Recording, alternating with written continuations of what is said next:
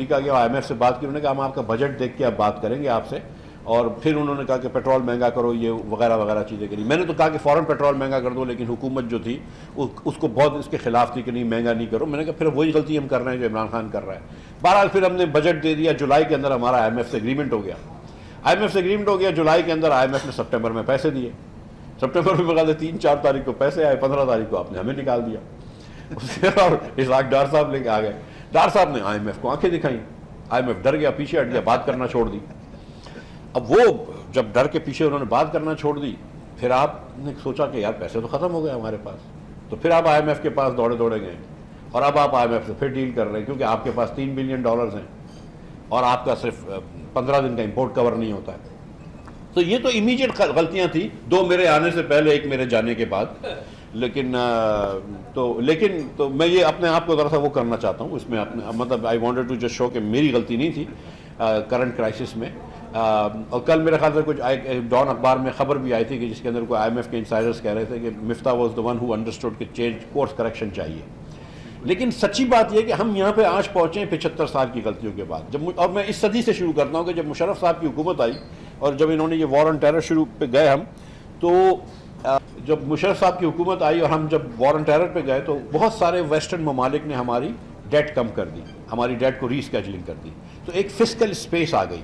लेकिन उस fiscal space को हम पाकिस्तान में इन्वेस्ट करते या पाकिस्तान को कंसोलिडेट करते, वो हमने नहीं किया। हमने उस फिस्कल स्पेस से इंपोर्ट कर लिया। हमने उससे जो है हमने पाकिस्तान के अंदर हमने इंपोर्ट बढ़ा दिया और हमारा बहुत ज़्यादा करंट अकाउंट डेफिसिट होता रहा। और मुशर्रफ साहब के आखिरी साल में 8.1% हमारा बजट का, हमारी इकॉनमी का जो था हदफ, जो इकॉनमी का हजम था, उसके 8% से ज़्यादा, 8.1% हमारा करंट अकाउंट डेफिसिट था, जो इस पाकिस्तान की तारीख का सबसे ज़्यादा है। It is a huge current account deficit, और वो पूरा जो पैसे मिल रहे थे मुशर्रफ साहब ने खो दिए। उसके बाद फिर जब पीपल्स पार्टी की हुकूमत आई, उनको मईशत स्लो करनी पड़ी, उन्होंने मईशत स्लो करी, IMF के पास गए, वही चीज़ें करी। लेकिन उन्होंने उसके बाद एक NFC अवार्ड पास कर दिया। NFC अवार्ड पास कर दिया जिसके तहत उन्होंने कहा कि 57.5% पैसे हम सूबों को दे देंगे जो वफाक जमा करता है, जो टैक्स वफाक जमा करता है उसके 57% दे देंगे। पहले मेरे ख्याल से 40% दे रहे थे। और उसके साथ साथ 18वीं तरमीम हुई जिसके अंदर बहुत अच्छी चीज़ें हुई हैं, जिसके अंदर बहुत ज़्यादा हमने नीचे पावर ले आए, डिवॉल्व कर दिए कि एक वहाँ पे साम्राज्य समझ लीजिए इस्लामाबाद में नहीं बैठा होगा। अब जो है हमने सूबों को पावर्स दे दिए, और उसकी एक तरकीब ये थी कि सूबे जो है मजीद लोकल गवर्नमेंट को पावर्स देंगे तो लोकल एम्पावरमेंट होगा और नीचे तक पैसे जाएंगे। लेकिन जो एक साम्राज्य खत्म हो गया, अब 4 हेजेमन्स हो गए कि 4 जगह पे 4 सूबे जो हैं वो कंट्रोल करके बैठे हैं, और नीचे हमने कोई पावर डिवॉल्व नहीं करे, ना हमने पैसे डिवॉल्व करे। और साथ साथ जब हमने 57%, 57.5% हम पैसे देते हैं सूबों को, उसके अलावा आज़ाद कश्मीर को देते हैं, गिलगित बल्तिस्तान को देते हैं, KP को वॉर ऑन टेरर के लिए देते हैं, सिंध को ऑक्ट्राई के लिए देते हैं, तो सब मिला के 62-63% पैसे हो जाते हैं। जब आप 62-63% पैसे आप सूबों को दे देते हैं तो वफाक के पास पैसे ही नहीं रहते। अब इस साल मिसाल के तौर पर 7,500 अरब रुपये अगर वफाक जमा करती है और उसमें से 4500 अरब रुपये दे देगी समझ लीजिए सूबों को, तो वफाक के पास तो 3000 अरब रहेंगे।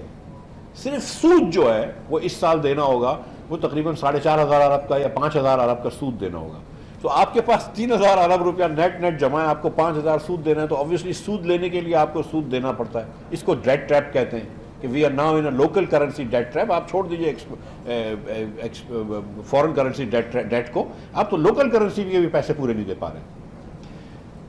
सो वी हैव टू अंडरस्टैंड कि अच्छा, अब मैं जब कहता हूँ कि लोग कह रहे हैं कि भाई आप NFC अवार्ड को चेंज करो, तो लोग नाराज़ हो जाते हैं कि नहीं, ये तो आप बड़ी प्रो मिलिट्री बात कर रहे हैं। मैं साथ साथ ये भी कहता हूँ कि जितने भी एक्सपेंसेस हैं वफाकी हुकूमत के current, including military expenses, now will have to grow at less than inflation. इन सबको आपको परसेंटेज ऑफ GDP में कम करना पड़ेगा, क्योंकि हम आप तो अफोर्ड ही नहीं कर सकते इतने पैसे। और जब मैं आपको इसकी तदबीर बताऊंगा बाद में तो आपको पता चलेगी। लेकिन अब इस वक्त आप तसव्वुर करें कि यही खर्चा पाकिस्तान का यही रहे जो पाकिस्तान का आज है, और अगले साल हम टैक्स को GDP डबल कर लें, 15,000 अरब रुपया जमा कर लें। नॉट पॉसिबल, हो ही नहीं सकता, लेकिन समझ लीजिए कि हम कर लें। हम उसके बाद भी जब 9,000 रुपये सूबों को देंगे और 6,000 रुपये वफाक में रहेंगे, तो फिर भी 2,500-3,000 अरब रुपए का डेफिसिट होगा, तो हम फिर भी डेफिसिट में रहेंगे। So the only way to out of this is to do an NFC award review. और ये नहीं कि मैं सूबों के पैसे कम करूं, सूबों को बिल्कुल आप दें, आप बोलें कि आप अपने टैक्स जमा करें, सूबे टैक्स जमा ही नहीं करते। केपी की हुकूमत सिर्फ 30 अरब रुपया जमा करती है, बलूचिस्तान की हुकूमत उतना भी जमा नहीं करती। सिंध की हुकूमत जो है वो सिर्फ कराची से पैसे करती है 200 अरब रुपए। ना इनके पास एग्रीकल्चर टैक्स है, ना ये जमा कर सकते हैं, ना इनके पास प्रॉपर्टी टैक्स है, ना ये जमा करते हैं। क्यों? टैक्स जमा करने से तो आदमी गंदा होता है। क्यों गंदा हो?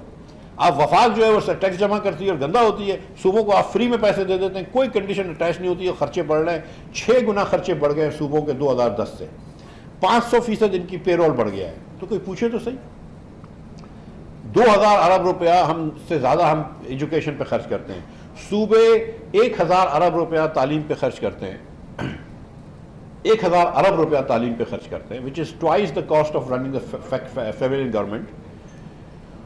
और एवरेज और सिर्फ 1/4 ऑफ पाकिस्तानी बच्चे स्कूल जा सकते हैं, सिर्फ 1/4 ऑफ पाकिस्तानी बच्चे। और एवरेज में जो बच्चा है वो साइंस भी फेल कर रहा है और मैथ भी फेल कर रहा है। तो this is where it is कि आप अब आप दुनिया का बेस्ट इकोनॉमिस्ट आतिफ मियां को लगा दें, उस possibly the finest Pakistani economist Pakistan has produce, ठीक है। आसिम ख्वाजा को लगा दें, हार्वर्ड में इकोनॉमिस्ट है, पढ़ाता है कैनेडी स्कूल में। आसिम और आतिफ दोनों को लगा दें।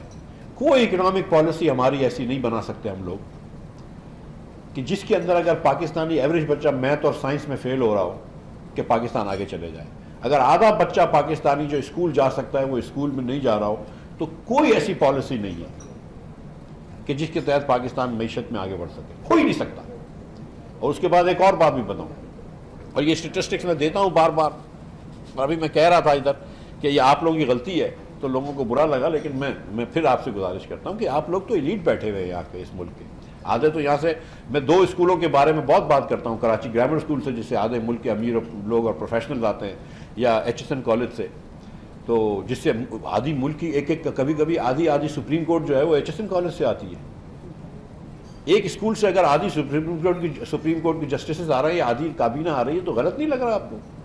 अगर एक स्कूल से पाकिस्तान के आधे अमीर लोग आ रहे हैं तो गलत नहीं लग रहा आप लोग कि बाकी पाकिस्तानी 4 लाख स्कूल में बच्चे आए, वो क्यों आए पाकिस्तान?